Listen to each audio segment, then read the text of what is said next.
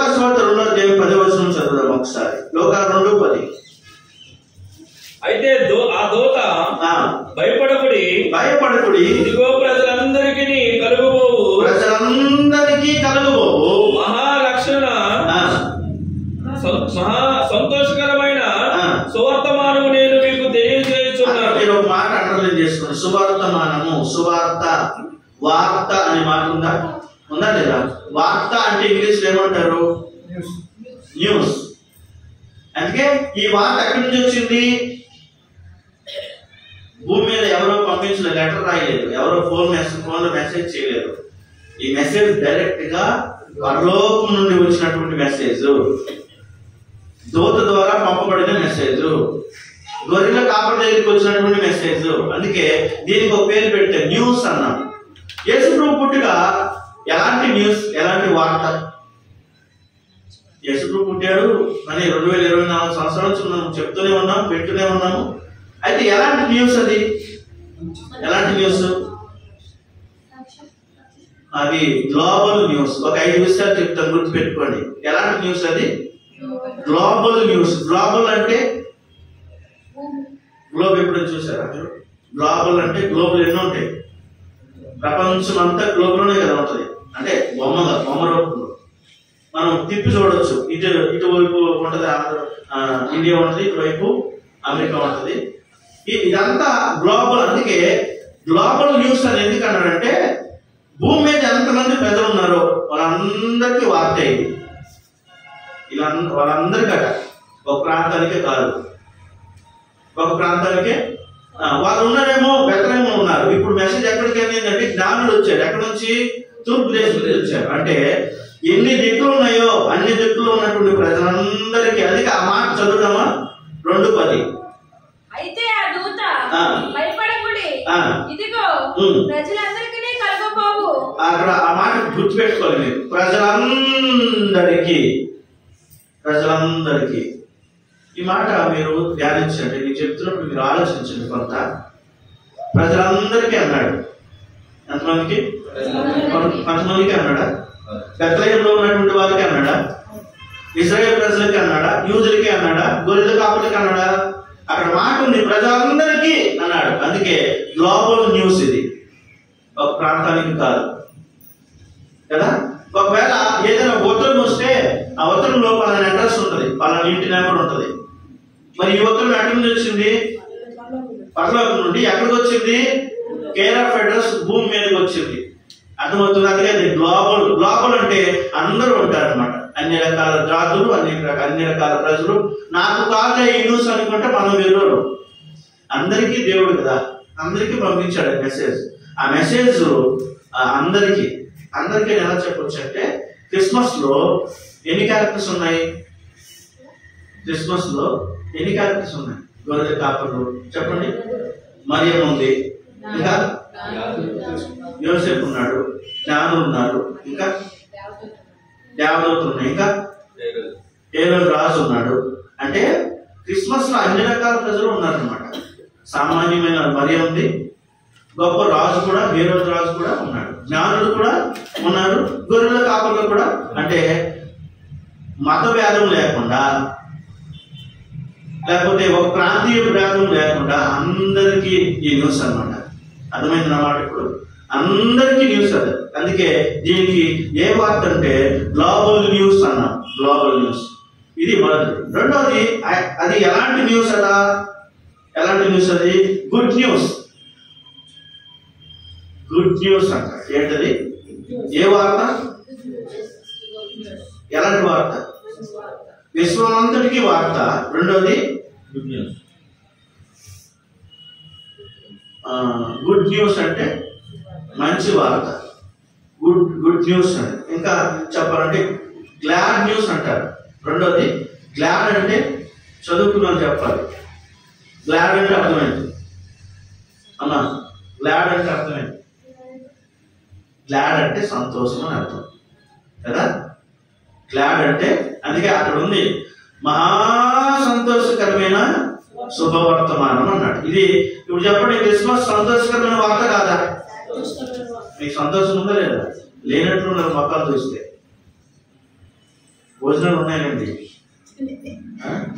కనుక ఇది ఎలాంటి వార్త అంటే సంతోషకరమైన వార్త. అందుకే దానికి ఒక పేరు పెట్టాము, గ్లాడ్ న్యూస్.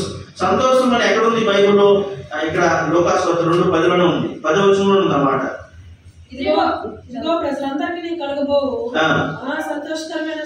మామూలు సంతోషం కాదు అది.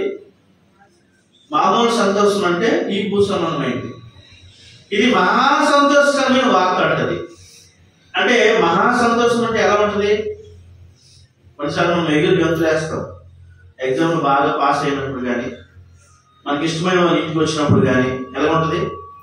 ఏదైనా పక్కన పెట్టేసి ఆ వ్యక్తిని, అంటే ఆ సంతోషం తట్టుకోలేక ఏదో చేస్తాం. అలాగే భూమి మీద సంతోషకరమైన వార్త ఏదైనా ఉంది అంటే అది యేసు ప్రభువు పుట్టుక.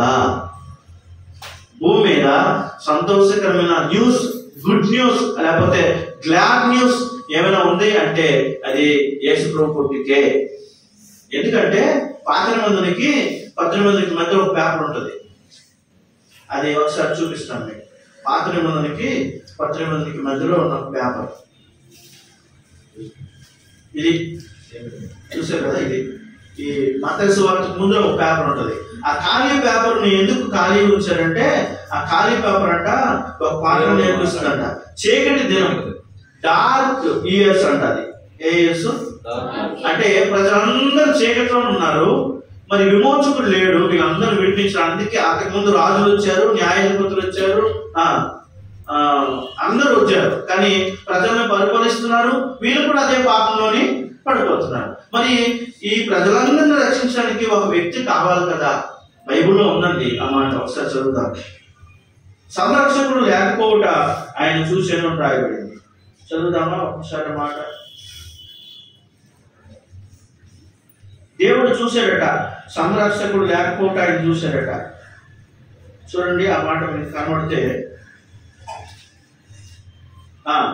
యెషయా గ్రంథము 59వ అధ్యాయం. మొన్న చదివాను, మనం ఆ మాట జ్ఞాపకం చేసుకున్నాను. యెషయా గ్రంథం 59వ అధ్యాయము 16వ వచనం. సంరక్షకుడు లేకపోవట ఆయన చూచెను, మధ్యవర్తి లేకుండా ఆయన చూచి ఆశ్చర్యపడెను. సంరక్షకుడు లేకపోవట, ఇక్కడ కూడా రక్షకుడు అనే మాట ఉంది, ముందు పదం ఉంది. సంరక్షకుడు లేకపోవట చూశాడట. అయ్యో ఈ ప్రజలందరూ నాశనం అయిపోతున్నారు, ఈ ప్రజలందరూ ఇలాగే పాపంలో చనిపోతే ఏమవుతుంది? నరకానికి వెళ్ళిపోయే అవకాశం ఉంది. మరి వీళ్ళని ఎవరు రక్షిస్తారు అని చూసినప్పుడు ఒక్కడు కూడా లేడట. అప్పుడు ఒక ఆయన దొరికాడు. ఎవరైనా? యేసుక్రీస్తు వారు. అందుకే యేసుక్రీస్తు వారు ఈ లోకానికి రావడం అనేది సాడ్ న్యూస్ కాదు, గ్లాడ్ న్యూస్. మనకు చాలా వార్తలు వినబడతాయి, సాడ్ న్యూస్ వినబడతాయి. ఎగ్జామ్ ఫెయిల్ అయిపోతే సాడ్ న్యూస్. యాక్సిడెంట్ ఏదైనా జరిగిందని మనోళ్ళకి తెలిస్తే సాడ్ న్యూస్. చనిపోయారని మనకి తెలిస్తే సాడ్ న్యూస్. ఇంకా చాలా వేల న్యూస్లు ఉన్నాయి ఇలాంటివన్నీ. అందుకే పూర్వం రోజుల్లో టెలిగ్రామ్ అని వచ్చేది. టెలిగ్రామ్ అంటే అర్థం ఏంటి చెప్పండి? ఉత్తరమేనే. టెలిగ్రామ్ దానికి ఒక పేరు. టెలిగ్రామ్ అంటే ఎమర్జెన్సీ, కొంచెం వేగంగా వెళ్ళేది అని అర్థం. వేగంగా ఎందుకు వెళ్ళాలి? అది అర్జెంట్ కాబట్టి. ఎవరైనా చనిపోతే ప్రమాదంలో పడితే టెలిగ్రామ్ వచ్చేది కదా. అంటే ఈ భూమి మీద ఉన్నటువంటి వార్తలన్నీ మనల్ని కలవలు పెట్టేవి. ఈ భూమి మీద ఉన్నటువంటి వార్తలన్నీ కూడా మనల్ని భయపెట్టేవి. ఈ భూమి మీద ఉన్నటువంటి వార్తలన్నీ కూడా నిన్ను నీరసం చేసేది, నీరసిల్లేటట్లు చేస్తాయి. కానీ ఒకే ఒక వార్త, యేసు పుట్టెను బెత్లెహేములో, యేసుక్రీస్తు పుట్టాడు అనే మాట మాత్రమే మనుషులందరికీ ఏం చేసింది? సంతోషాన్ని తీసుకొచ్చింది. అందుకే పాట పాడతారు, సంతోషమే సమాధానమే. ఎందుకు? ఆ వార్త సంతోషాన్ని తీసుకొచ్చింది. మొదటి ఏ న్యూస్ అది చెప్పండి? Global news. రెండోది గ్లాడ్ అంటే సంతోషం. అది మామూలు సంతోషం కాదు, చెప్పన శక్యము కానీ మహిమాయుతమైన సంతోషం. మూడోది అది ఎలాంటి వర్తమానం అంటే సువర్తమానము. అక్కడున్నా లోక 2:10 ఉంటదన్నమాట. సు అంటే మంచి, వర్తమానం అంటే వార్త. ఎలాంటి వార్తది? యేసుప్రభు పుట్టిన మంచి వార్త కాదా? అందుకే నేను ఒకసారి చెప్పాను ఈ మాట. మనకి కొన్ని దగ్గర పేరు రాస్తారు, క్రీస్తు పూర్వము అలాగే క్రీస్తు శకము. ఈ మాట ఎప్పుడైనా చూసారా? మనకి ఉత్తరాలు రాసినప్పుడు కానీ లేకపోతే బాండ్ పేపర్ మీద కానీ ఏమేమి రాస్తారు? క్రీస్తు శకము అని అంటారు, లేకపోతే క్రీస్తు పూర్వము అనే మాటలు రాస్తారు. మీరు ఎప్పుడైనా చూసారా లేదు మాటలు? సోషల్ స్టడీలో మీరు చూడలేదా? సోషల్లో క్రీస్తు పూర్వం ప్రపంచంలో ఒక 20 మందిని సెలెక్ట్ చేశారంట ఆ రోజుల్లోనే. క్రీస్తు పుట్టిన దినాల్లోనే ప్రపంచంలో 20 మందిని సెలెక్ట్ చేశారంట. ఎందుకు? మరి ఈ కాలాన్ని విడగొట్టాలి కదా. కాలాన్ని విడగొట్టాలంటే ఒక వ్యక్తిని పెట్టే కదా విడగొట్టాలి. కొంతమందిని పక్కకి తీశారంట. అందులో అలెగ్జాండర్ అనే గ్రేట్ అలెగ్జాండర్ అనే వ్యక్తి పేరు విన్నారు కదా మీరు, నెపోలియన్, ఇలాంటి వ్యక్తుల పేరు తీస్తే 20 మంది పేర్లు వచ్చాయంట. 20 మంది పేర్లు. అందులో ఒక్కొక్కరిని తీసి బుద్ధుడు కూడా ఉన్నాడట. ఈ వ్యక్తిని బట్టి కాలాన్ని 2 భాగాలుగా విడదీయొచ్చా అని అంటే ఎవరు సెలెక్ట్ కాలేదు. 20 మందిలో 19 మంది పక్కకి చెప్పారు. చివరిగా మిగిలింది ఎవరు అంటే యేసు క్రీస్తు. ఆయన చరిత్ర పురుషుడు, ఆయనకి చరిత్ర ఉంది. ఆయన పుట్టినట్లు రాయబడింది, చనిపోయినట్లు రాయబడింది. అందుకే యేసుప్రభు పుట్టిన గురించి నేను మనం చెప్పినప్పుడు ఒక ప్రత్యేకత చెప్పాను. పుట్టిన తర్వాత మనం ఎక్కడ పుడతామో మనకు తెలుస్తుంది. పుట్టిన తర్వాత మనం ఎవరి కడుపులో పుట్టామో మన అమ్మ పేరు, మనం పుట్టిన తేదీ, లేకపోతే మనం పుట్టిన ప్లేస్, ఎవరికి పుట్టామో, ఏ సంతానం పుట్టామో పుట్టిన తర్వాత మనకు తెలుస్తుంది. కానీ పుట్టక మునిపే తన పుట్టుకల గురించి బైబిల్లో రాసుకున్నది ఒకే ఒక ఆయన. ఎవరు? యేసుక్రీస్తు. తన పుట్టుకల గురించి రాసుకున్నాడు ఆయన. ఎవరైనా రాయగలరు? అందుకే చదవండి రోమపత్రిక 9వ అధ్యాయం 5వ వచనం. రోమీయులకు రాసిన పత్రిక 9వ అధ్యాయము 5వ వచనం.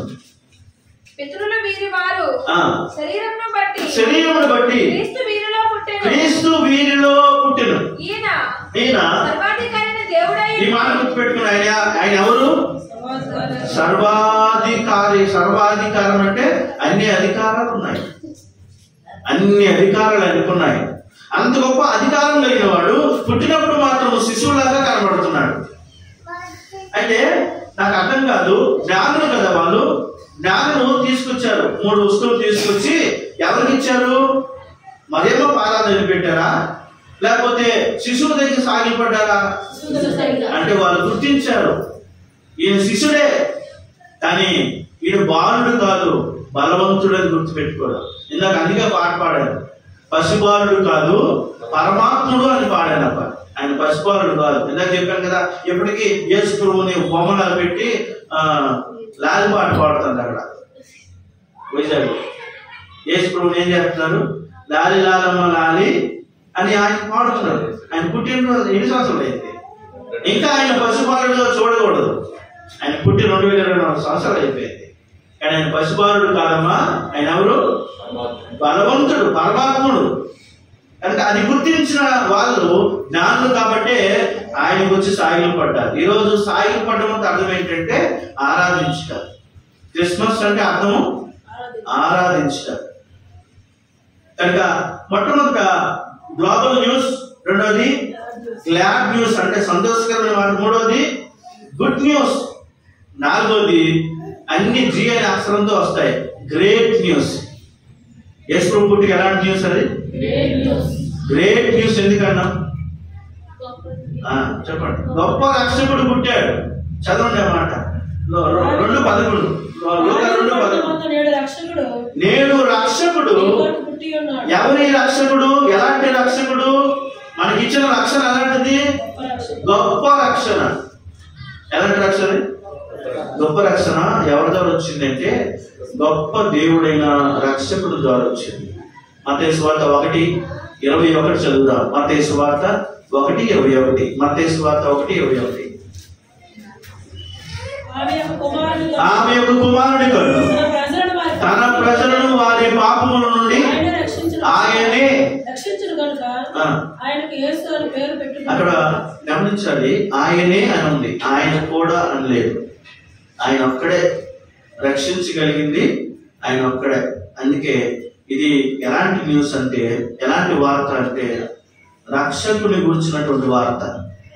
Great news. ఆయన ఎలాంటి రక్షకుడు అంటే గొప్ప రక్షణ. మనం పాడుతున్నాం, పాట పాడుతాం.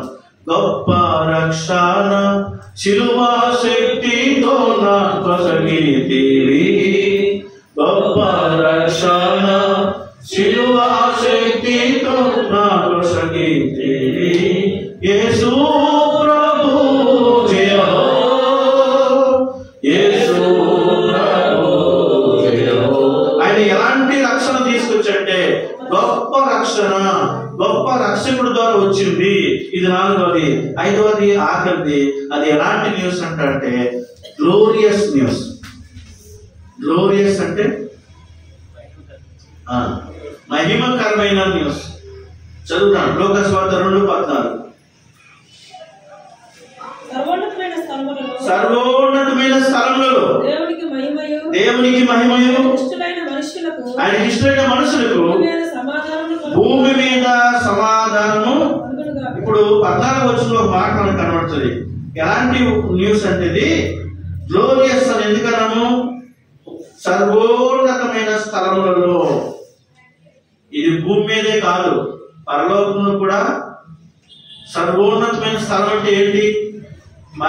మన జ్ఞానం బట్టి సర్వోన్నతమైన స్థలం అంటే మేడమేకి ఎక్కడమా? ఆకాశమా? బైబిల్లో మాట ఉంది, చెప్పండి. ఆకాశములు మహాకాశములు పట్టజాలని దేవుడు.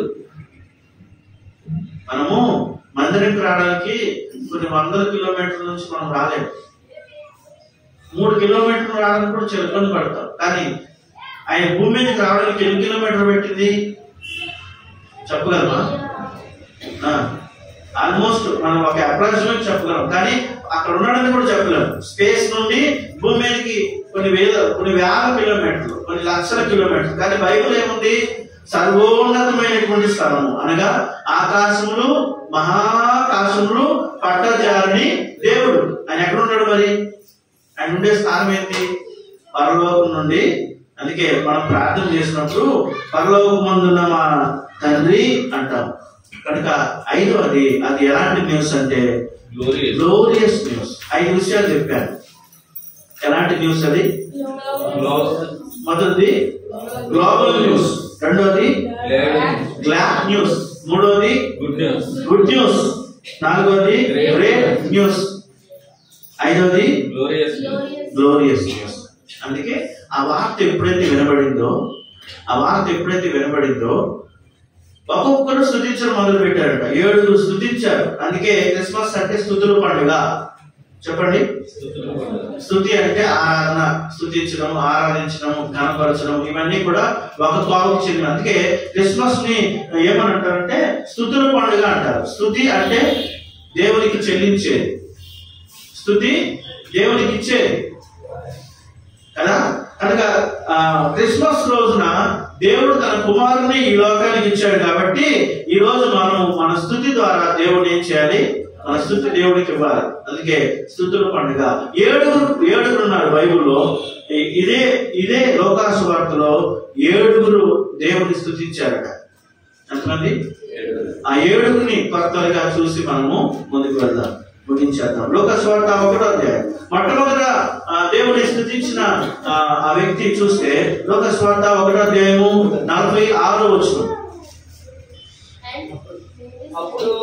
అప్పుడు మరియా ఇట్లనెను, నా ప్రాణము ప్రభువును. ఎప్పుడు స్తుతించింది?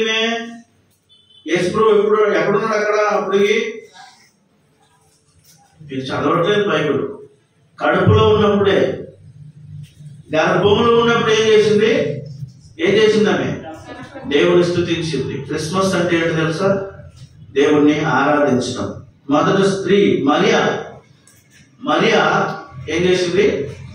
యేసు ప్రభువుని స్తుతించింది, గణపరిచింది కదా. ఎలా గణపరిచింది? వాస్తవానికి నేను చెప్పాను కదా, అప్పటికే ప్రధానం అయిపోయింది. మన దీంట్లో అయితే, హిందువుల్లో అయితే ప్రధానము నిశ్చితార్థము పెళ్లి 3 ఉంటాయి. యూదుల్లో కూడా ఈ 3 ఉంటాయి. యూదులలో కూడా ఈ 3 ఉంటాయి. అయితే వాళ్ళకి 6-5 సంవత్సరాలకు వచ్చేసరికి వాళ్ళకి నిశ్చితార్థం అయిపోద్ది. వాళ్ళకి నిశ్చితార్థం అయిపోద్ది. దీన్ని బట్టి చూస్తే మరియమ్మకి ఎన్ని సంవత్సరాలు అంటే 15 సంవత్సరాలే. ఎన్ని సంవత్సరాలు? 15 సంవత్సరాలకే ఇప్పుడు గర్భం ధరించినప్పుడు అప్పటికే ప్రధానం అయిపోయింది. ఇప్పుడు ఏమనుకుంటారు ఊళ్ళో వాళ్ళందరూ? ఏమనుకుంటారు? ఇదేంటి, పెళ్లి కాలేదు, ఇంకా ప్రధానమైంది, ఈమె గర్భవతి అయితే ఆమె ఎలా భరించిందో మరి. అయితే దేవుడు ఆమెను దర్శించి మాట్లాడు, మరియా భయపడకు, నీ ద్వారా రక్షకుడు ఈ లోకానికి రాబోతున్నాడు, నిజంగా నువ్వు ధన్యురాలివి అని చెప్పినప్పుడు ఆమె ధైర్యం తెచ్చుకొని ఆయన గురించి వేచింది. కనుక మొట్టమొదట ఆమె గణపరిచింది, దేవుడిని ఆరాధించింది. రెండోది ఎవరు ఆరాధించారు? లూకాసు వార్త 1వ అధ్యాయంలోనే ఉంటుంది అన్నమాట. 67 వస్తుంది. లూకాసు వార్త 1వ అధ్యాయం 67 వస్తుంది. మరియు అతని తండ్రి జకర్యా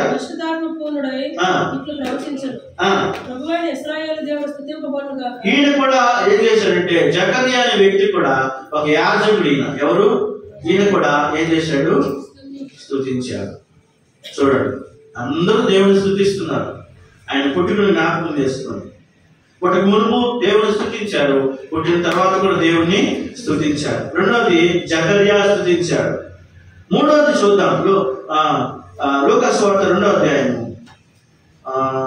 28. లోక 2:28. ధర్మశాస్త్ర పదచొప్పున ఆయన విషయమైన జరిగించుటకు తల్లిదండ్రులు శిశువైన యేసును దేవాలయంలో తీసుకుని వచ్చినప్పుడు అతడు తన చేతుల్లో ఆయన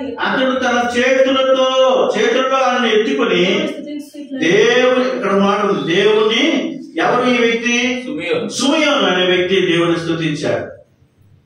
సుమియోను కూడా దేవుని స్తుతించాడు. ఇంకా ఎవరు స్తుతించారు చూడండి, గొర్రెల కాపలు కూడా దేవుని స్తుతించారట. లూకాసు వార్త 2వ అధ్యాయం 20 వచనం.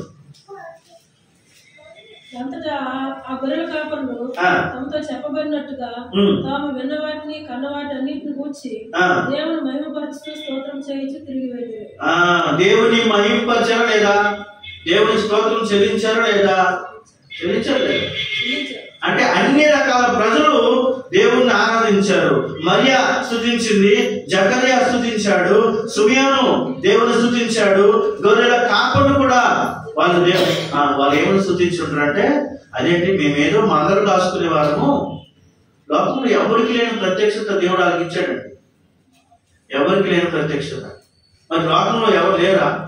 రాజులు ఉన్నారు కదా, అప్పటికే చాలా యాజకులు కూడా ఉన్నారు కదా, మరి వాళ్ళకి చెప్పలేదు? సామాన్యంగా గొర్రెలు కాసుకుని ఎలా ఉంటారు? వాళ్ళు బట్టలు బాగుంటాయా? వాళ్ళు ఎక్కడ పడుకుంటారు? అటువంటిది దేవుడు చూడలే. కానీ దేవుడు ఎన్నిక చేసుకునే వారిని చూడండి. దేవుడు ఎవరిని ఎన్నిక చేసుకున్నాడట? బలహీనమైన వారిని, ఎన్నికలేని వారిని, నీచులైనటువంటి వారిని, దృఢీకరింపబడిన వారిని దేవుడు ఎన్నుకోలేదా? దేవుడు పిలుచుకోలేదా? ఆ పిలుపులో గొర్రెల కాపులు ఉన్నారు. అందుకే వాళ్ళు సంతోషం తట్టుకోలేక లోకంలో ఎవరికి ఈ వార్త అందిందో లేదు మాకు తెలియదు, కానీ మొట్టమొదటిసారి మాకు అందింది అని దేవుడిని మహిమపరిచారట. నువ్వు ఈరోజు దేవుడిని ఎందుకు ఆరాధించాలంటే, దేవుడు నీకు కూడా దేవుడిగా ఉన్నాడు కాబట్టి. నువ్వు ఆయన ప్రేమించలేదు, నువ్వు మొదట ఆయన ఎరగలేదు, నీ దగ్గరికి ఆయన వచ్చాడు, ఆయన వార్త నీ దగ్గరికి వచ్చింది. కనుక నిజంగా దేవుడిని కలిగి ఉండేవారు, బైబిల్ ఉంది, యెహోవా తనకు దేవుడుగా గల జనులు ధన్యులు అని రాయబడింది. నిజంగా ప్రభువుని కలిగి ఉన్నటువంటి వారు నిజంగా ధన్యులే, లేకపోతే వాళ్ళు అన్యులే. అందుకే మన పాట ఉంది, అన్యుడనై నేను ఎరుగకై ఉన్నాను, ధన్యులు చేసితివి అనే పాట ఉంది. నిజంగా వాళ్ళు ఎరగలేదండి. సడన్ గా ఒక దూత వెలుగుగా, అది ఎప్పుడు చీకటి బతుకులే కదా, వాళ్ళు ఎప్పుడు చీకటి బతికేవాళ్ళు కాబట్టి వెలుగు అనేది వాళ్ళకి ఒకసారి వచ్చింది. దూత ప్రత్యక్షమైనప్పుడు భయంకరమైన వెలుగు వచ్చింది. ఆ వెలుగులో నుండి ఒక వార్త వచ్చింది, ఏంటంటే దావీదు పట్టణమందు నేడు రక్షకుడు మీ కొరకు పుట్టి ఉన్నాడు, మీరు వెళ్ళండి, మీ సమాచారం ప్రకటించండి అని చెప్పేసరికి మొదటి వాళ్ళు భయపడ్డారు, కానీ తర్వాత మన దేవుని వాళ్ళు స్తుతించారు. నిజంగా మన జీవితం కూడా గొర్రెల కాపరు లాంటిదే. ఊరికి ఎక్కడో బయట ఉండాల్సినటువంటి వాళ్ళు ఎక్కడ జీవించారు? చీకటిలో జీవించారు. మనకు కూడా చీకటి చీకటి బ్రతికం ఉంది. వాళ్ళు భయంలో ఉన్నారట, బైబిల్లో ఉంది, భయపడుతున్నారట. మనం కూడా మన భయంతో ఉన్నటువంటి వారు. అటువంటి మన దగ్గరికి దేవుడు వార్త వచ్చిందా లేదా? మనకి సువార్త, వాళ్ళకు వార్త. మనకు కూడా సువార్త వచ్చిందా లేదా? ఇప్పుడు మనం ఎలా రక్షణ పొందాము? నేను ఎలా రక్షణ పొందాను చెప్పండి. నేను వైజాగ్లో జీవిస్తున్నప్పుడు, వైజాగ్లో ప్రాంతంలో ఉన్నప్పుడు, హలో కూర్చో, అడవడిపోయింది. వైజాగ్ ప్రాంతంలో ఉంటున్నప్పుడు భయంకరంగా తాగుడుకు బానిస అయిపోయాను నేను. అంటే ఈ విషయాలు ఎవరు తెలియవు కాబట్టి ఇదేదో అబద్ధం చెప్తాను అనుకుంటారు. కానీ వాస్తవానికి నా స్నేహితులందరూ నాతో పాటు ఉండేవారు కాబట్టి తల్లిదండ్రులు ఇంట్లో నుంచి అక్కడ పంపించింది. సరే ఉద్యోగం చేస్తాడేమో అని పంపిస్తే ఉద్యోగం చేస్తూ అనేక అలవాట్లకు గురైన నా జీవితము ఇంకా నా వల్ల కాదు, నన్ను ఎవరు బాగు చేయలేరు అని నేను అనుకున్నా. అప్పుడు నా దేవతలు, నా దేవుళ్ళు అందరినీ కూడా తలుసుకున్నాను. వాళ్ళని తలుసుకుంటే నాకు ప్రత్యక్షమైంది ఎవరు? యేసు ప్రత్యక్షమైన. ఒక పాట వినిపించింది. ఆ పాటను పట్టుకుని అక్కడ కూర్చున్నాను. ఆ పాటలో అయిపోయిన తర్వాత అక్కడ వాక్యం చెప్తున్నాను. ఆ వాక్యం ద్వారా నా హృదయం అనేది మార్చబడింది. ఆ రోజు నుంచి ఒక డిసైడ్ చేసుకున్నాను. వాళ్ళు అన్నారు, నువ్వు నీతిగా బ్రతకాలంటే, నువ్వు నీకున్న చెడు అలవాట్లు మారిపోవాలంటే నువ్వు చేయాల్సింది యేసు ప్రభుని హృదయంలోనికి చేర్చుకోవాలి అన్నారు. ఎలా చేర్చుకోవాలి? ఒకటే ప్రార్థన చేయమన్నారు. ప్రార్థించగానే ఆ రోజు నుంచి నేను ఒక నూతన సృష్టిగా మార్చబడ్డాను. ఆ నెక్స్ట్ రోజు నుంచి తాగుడు అలవాటు మానేశాను, చెడు అలవాట్లు మానేశాను, ఈవెన్ సినిమాలు చూడడం కూడా మానేశాను. కారణం ఎందుకు ఇలా జరిగిందంటే ఎవరో నన్ను బలవంతంగా చేయలేదు, బలవంతంగా తీసుకెళ్ళి అక్కడ కూర్చుని పెట్టలేదు. నా మటుకు నేనే వెళ్ళి ఏం చేశాను? బైబిల్ ఉంది కదా, ఆ సమరయ స్త్రీ చెప్పిన తర్వాత మొదటి వాళ్ళు నమ్మలేదు, తర్వాత చూశారు. ఇప్పుడు అంటున్నారు మా మటుకు మేమే వెళ్ళి, నువ్వు మాకు చెప్పవసరం లేదు కానీ ఇప్పుడు మా మటుకు మేమే వెళ్ళి ఏం చేస్తాము? అక్కడికి వెళ్ళి యేసు ప్రభు దగ్గరికి వెళ్తాం. కనుక యేసు ప్రభు దేవుడు నమ్ముకున్నాడంటే ఎవరో మతం మార్చున్నాడు, ఎవరో ఏదో చేశారంటే వీరికి అనుకుంటారు. కానీ ఎవరు ఏది చేయరు. ఒక మార్పు కలుగుతుంది ఆ వ్యక్తులు నిజంగా కదా. నా జీవితంలో అది దేవుడు నన్ను అలాగా నన్ను దర్శించాడు. గొర్రెల కాపర్ లాంటి నా జీవితం, తృణీకరింపబడిన నా జీవితం, చీకట్లో ఉండే నా జీవితం, ఊరికి వెలుపుట పొలంలో ఉండేటువంటి నా జీవితం, భయపడుతున్న నా జీవితం, అటువంటి నా జీవితం దగ్గరికి దేవుడి నన్ను ప్రేమించి ఈ లోకానికి వచ్చాడు. గొర్రెల కాపర్ దగ్గరికి ఎలాగైతే వర్తమానం వెళ్ళిందో నా దగ్గరికి కూడా దేవుని సువార్త వచ్చింది. నా దగ్గరికి కాదు, ఇక్కడ కూర్చున్న మీ అందరి దగ్గరికి దేవుని సువార్త వచ్చింది. కనుక నాలుగోది మొట్టమొదటి మరియా, రెండోది ఎవరు దేవుని స్తుతించారు చెప్పండి? మరియా, రెండోది జకర్యా, మూడోది షిమయోను, నాలుగోది గొర్రెల కాపరులు, ఐదోది ఎవరు? లోకాసువార్త 2వ అధ్యాయం 38వ వచనం చదవండి. లోకాసువార్త 2:38. ఆమె కూడా ఆ గడియలోనే లోపలికి వచ్చి, ఎవరు ఆగంటే ఎవరు? ఎవరండి?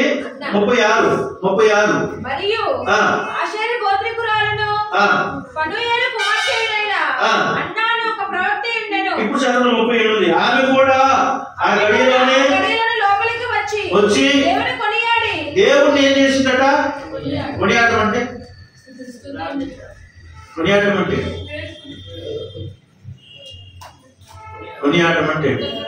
ఇంగ్లీష్లో ఏముంది? Give thanks to God. కొనియాడి పాడి పాట ఉంది కదా. కొనియాడి అంటే కృతజ్ఞత చెల్లించి ఆమె కృతజ్ఞత చెల్లించిందట. ఇన్ని రోజులు నేను నా భర్తను విడిచిపెట్టి నేను భక్తి చేస్తున్నాను, ఇప్పుడు నా భక్తికి ఒక ఆధారం దొరికింది. చూడండి, ఒక్కొక్కరు ఒక్కొక్క సందర్భాన్ని బట్టి స్తుతించారు. అర్థమవుతుందా? ఒక్కొక్కరు ఒక్కొక్క సందర్భాన్ని స్తుతించారండి. స్తుతించింది ఒకటే కాన్సెప్ట్, కానీ వాళ్ళ వ్యక్తిగత జీవితం మరియా ఎందుకు స్తుతించిందంటే నా ప్రభు నా గర్భంలో ఉన్నాడు అందుకే స్తుతించింది. రెండోది జకర్యా ఎందుకు స్తుతించాడంటే చెప్పండి, జకర్యా ఎందుకు స్తుతించాడు? ఇంత చదువుకున్నాం కదా, లోకానికి రక్షకుడు వచ్చాడని స్తుతించాడు. మూడోది షిమయోను ఎందుకు చూశాడంటే తన చేతులతో ఎత్తుకుని ఆ పసిబాలుడిలో రక్షణ చూశాడు. నాలుగోది గొర్రెల కాపరులు ఎందుకు స్తుతించారంటే గొర్రెల కాపరులను మమ్మల్ని కూడా దేవుడు ప్రేమించాడా అని అని వాళ్ళు స్తుతించారు. అన్న ఎందుకు స్తుతించిందంటే నా జీవితం అయిపోయింది, నా భర్త చనిపోయాడు, ఇంకా నాకు బ్రతకలేదు అనుకుంది, కానీ నేను బ్రతకడానికి ఒక ఆయన ఆధారం దొరికాడని దేవుని స్తుతించింది. ఆరోది ఎవరు స్తుతించారు చదవండి. మత్తయి సువార్త 2:13 మత్తయి సువార్త 2:10 వారు ఆ నక్షత్రమును చూసి అత్యానంద భరితులై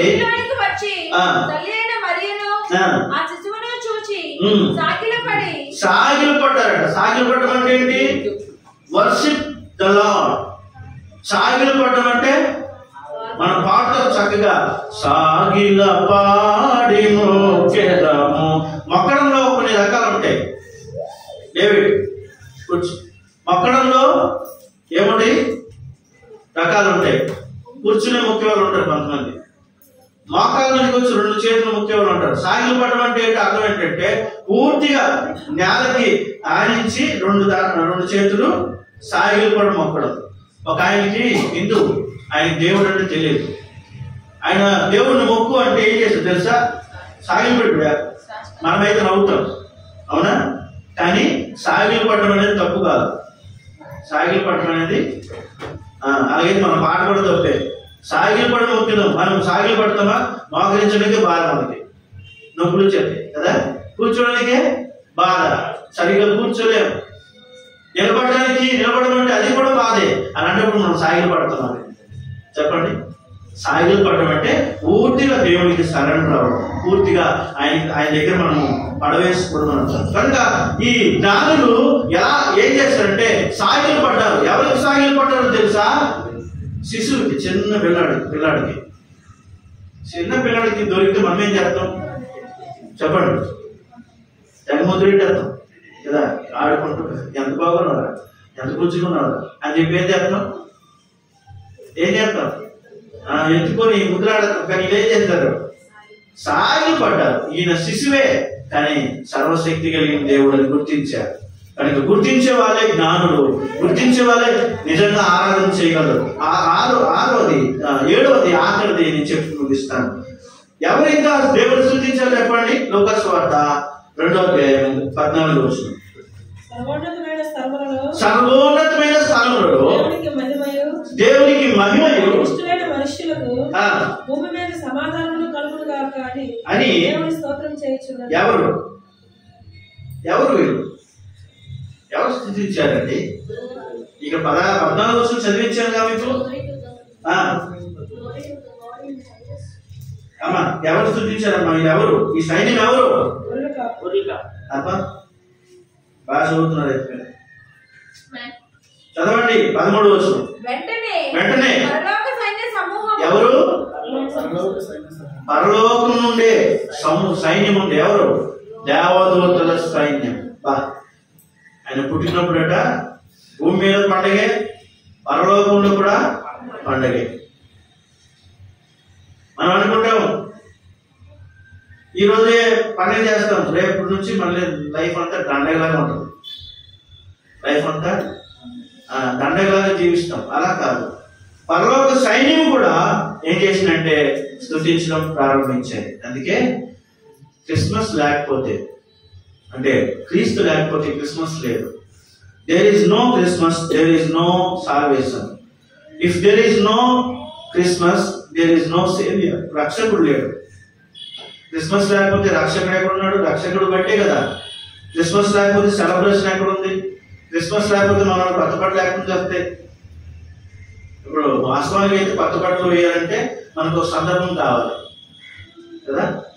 కనుక క్రిస్మస్ లేకపోతే ఇంకేమీ లేదు. కనుక యేసు ప్రభు పుట్టుక అనేది చాలా మంచి వార్త. నేను ఒక మాట చెప్పి ముగించేస్తాను. నిన్న చెప్పాను ఒక ప్రాంతంలో యేసు ప్రభు పుట్టినప్పుడు ఒక మాట ఉందండి బైబిల్లో, ఆయనకి స్థలము లేదట. యేసు పుట్టినప్పుడు ఏం లేదు? స్థలం లేదు. ఎక్కడ స్థలం లేదు? ఎక్కడ లేదు? పశువుల పాక చివరికి సత్రములో స్థలము లేనందున అని రాయబడింది. సత్రము అంటే ఎవరైనా ఉండడానికి అదొక హోటల్ లాగా అనమాట. ఒక సత్రం అంటే ఇప్పటికి మనం ఇన్ అయ్యాని అని ఉంటుంది. ఇన్ అంటే సత్రం అంటే రెస్ట్ తీసుకోవడానికి లేకపోతే ఉండడానికి అదొక ప్లేస్ అన్నమాట, అనుకూలమైన ప్లేస్. పాత రోజుల్లో కూడా ఇలాంటి ప్లేస్లు మోసే కట్టాడు. పురములు అన్నాడు, ఏంటి ఆశ్రయపురాలు అన్నాడు. ఒక దొంగ వచ్చినప్పుడు కానీ, ఒక యుద్ధమైనప్పుడు యుద్ధంలో తప్పించుకునేవాడు కానీ ఉండడానికి ఒక స్థలము ఉంటుంది. మీరు ఇప్పుడు కూడా హైవేలో ఉంటాయి, మీరు చూసారు లేదు, అవన్నీ ఖాళీగా ఉన్నాయి ఇప్పుడు కూడా. మీరు ఇప్పుడు చూడలేదా? రెస్ట్ ప్లేస్ అని ఉంటుందండి, విశ్రాంతి తీసుకునే స్థలం, పెద్ద బంగ్లా ఉంటుంది, కొత్తగా ఉంటుంది, అందులో అప్పుడు కూడా ఉండడు. అంటే భూమి మీద ఆయన పుట్టినప్పుడు ఆయన పుట్టడానికి స్థలం లేదు. ఎందుకు అలాంటి పరిస్థితి వచ్చిందంటే, పుట్టినప్పుడు ఆయన తీసుకొచ్చి ఎక్కడ పెట్టాడంటే పశువుల తొట్టెలో, పేడకలు ఎత్తుకునే తొట్టె, చెప్పాను కదా, వ్యవసాయం చేసే వాళ్ళకి అర్థమవుతుంది. అలాంటి తొట్టెలో పెట్టాడు. ఎందుకంటే ఆ తొట్టె మానవ హృదయానికి సాదృశ్యం. అలాంటి హృదయంలో ఆయన ఉండడానికి ఇష్టపడుతున్నాడు. ఈరోజు నీ హృదయము అలాంటిదే, నా హృదయం కూడా దుర్వాసనతో ఉన్నటువంటి. అందుకే ఒక సండే స్కూల్ టీచరు ఏం చేసిందంటే ఈ క్రిస్మస్ లో చిన్న స్కిట్ వేయించింది పిల్లల చేత, పిల్లలందరికీ రెడీ చేసింది. ఏంటి ఆ స్కిట్? ఆ స్కిట్ పేరు ఏంటంటే సత్రంలో స్థలం లేదు. సత్రంలో స్థలం లేదు, ఆ స్కిట్ పేరు. ఆ స్కిట్ లో ఎవరెవరు ఉన్నారంటే మరియమ్మ ఉంది, యోసేపు ఉన్నాడు. ఆ స్కిట్ లో ఇంకెవరున్నారంటే జానులు ఉన్నారు, గొర్రెల కాపులు కూడా ఉన్నారు. ఆ స్కిట్ లో ఇంకెవరున్నారంటే సత్రపు అధికారి ఉన్నాడు. ఇదంతా ఉంటే కదా స్కిట్. ఈమె ఒక పక్కన ప్రిపేర్ చేస్తుంది, అరే రెడీ అవ్వండి పిల్లలు అంటే. ఆ సండే స్కూల్లోనే పెరుగుతున్న ఇంకొక చిన్న అబ్బాయి ఉన్నాడు, వాడికి సరిగ్గా మాట రాదు, మాట యాస వస్తుంది, నత్తి ఉంది, సొంగ తప్పుతుంటాడు అనమాట, సరిగ్గా నడవలేడు. వాడు వచ్చాడు, టీచర్ నాకు కూడా ఏదైనా ఒక చిన్న క్యారెక్టర్ ఇవ్వండి, ఏదైనా చిన్న డైలాగ్ ఇవ్వండి అని ఆ టీచర్ని అడిగితే, ఆ టీచర్ అన్నది, మరి నువ్వు మాటలు రావురా, నీకు నువ్వు నత్తోడివి, నువ్వు మాటలు సరిగ్గా మాట్లాడలేవు, నీకేం క్యారెక్టర్ ఇస్తాను నేను, నీకు ఇవ్వలేను అని చెప్తే, లేదు టీచర్ నేను ఏదో ఒక చెప్తాను టీచర్, చిన్న మాట, చిన్న క్యారెక్టర్, చిన్న డైలాగ్ ఇవ్వండి టీచర్ని అడిగాడు. అయితే ఆ టీచర్ భరించలేక ఒక్క డైలాగ్ ఇచ్చింది. సత్రపు అధికారికి ఆయనకున్న డైలాగ్ అది. స్థలం లేదు పో. ఆయన డైలాగ్ ఏంటి? స్థలం లేదు పోండి, స్థలం లేదు వెళ్ళిపోండి అన్నాడు. అదే డైలాగ్ ఆయన. సరే అందరూ స్టేజ్ ఎక్కారు. స్టేజ్ ఎక్కిన తర్వాత ఒక్కొక్కరు ఒక్కొక్క క్యారెక్టర్ అనమాట. ఫస్ట్ ఏమవుతుందంటే, ఈ సత్రం లోపల ఒక డోర్ ఉంటుంది, లోపల మనడు ఉంటాడు, ఈ నెత్తోడు, ఈ చిన్నపిల్లడు, మాటలు రావు కదా. ఇప్పుడు మరియమ్మ యోసేపు వస్తారు. ఎలా వస్తుంది చెప్పండి? నిండు గర్భంతో మరియమ్మ వస్తే డోర్ కొడితే ఈ కుర్రాడు తీస్తాడు. తీర్చడానికి ఉంది, పర్లేదు ఇది తీయడమనుకున్నాను, తీసాడు. తీస్తే బెల్లే చెప్పాలి కదా, ఏమని చెప్పాలి? స్థలం లేదు పో అని చెప్పాలి. వాడు చెప్పలే, చెప్పకుండా ఎలా చూస్తున్నాడు అంటే ఆడు ఆ క్యారెక్టర్ ఇన్వాల్వ్ అయిపోయాడు అనమాట. అలా చూస్తున్నాడు. ఆ టీచర్ తోడే చెప్పరా, ఆ సైడ్ నుంచి చెప్తుంది, చెప్పరా స్థలం లేదు పో అంటే వాడు ఆ మరియమ్మని అవన్నీ చూసి నిజంగా క్యారెక్టర్కి వెళ్ళిపోయి ఏడ్చాడు. నిజంగా ఏడ్చి, ఎంత గొప్ప మరియమ్మ ఏడ్చుకోవడం మోస్తున్నప్పుడు నేను నా ఇంట్లో స్థలం ఇవ్వలేనా అని చెప్పి లోపలికి వచ్చాడు అన్నాడు. లోపలికి వచ్చామన్న అందరికి. ఇప్పుడు డైలాగ్ ఏంటి? స్థలం లేదు వెళ్ళిపో అని చెప్పాలి. ఆడలా చెప్పలే. అంటే మనం నవ్వుతున్నాం కానీ నిజంగా వాడికున్న మనసు కూడా మనకు లేదు. నిజంగా ఆ రోజు సత్రంలో ఆయనకి స్థలం లేదు, ఈరోజు మన హృదయంలో దేవుడికి ఏం లేదు.